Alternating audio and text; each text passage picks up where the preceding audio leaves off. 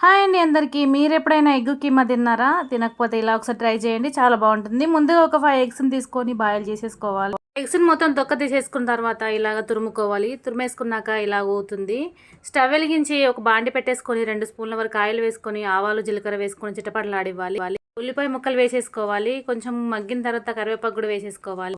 అల్లం వెల్లుల్లి పేస్టు, పసుపు వేసేసుకొని టమాటా ముక్కలు కూడా వేసేసుకోవాలి. టమాటాల ముక్కలు కూడా వేసేసుకోవాలి. అందులోనే కొంచెం కారం, ఉప్పు వేసేసుకొని మూత పెట్టుకొని 10 నిమిషాలు మగ్గివ్వాలి. 10 నిమిషాల తర్వాత మూత తీసేసుకొని సరిపడా వాటర్ వేసేసుకోవాలి. వాటర్ వేసుకున్నాక మరొక 5 నిమిషాలు మగ్గిచ్చేసుకొని ఎగ్ కీమాను కూడా వేసేసుకోవాలి. వేసేసుకొని కలుపుకొని ఒక 5 నిమిషాలు మగ్గిచ్చేసుకొని లాస్ట్లో కొత్తిమీర, గరం మసాలా వేసుకొని కొంచెం కొత్తిమీర వేసేసుకోవాలి. అంతే అండి. అన్నంలోకైనా చపాతీలోకైనా చాలా బాగుంటుంది. ఇలా ఒకసారి ట్రై చేయండి.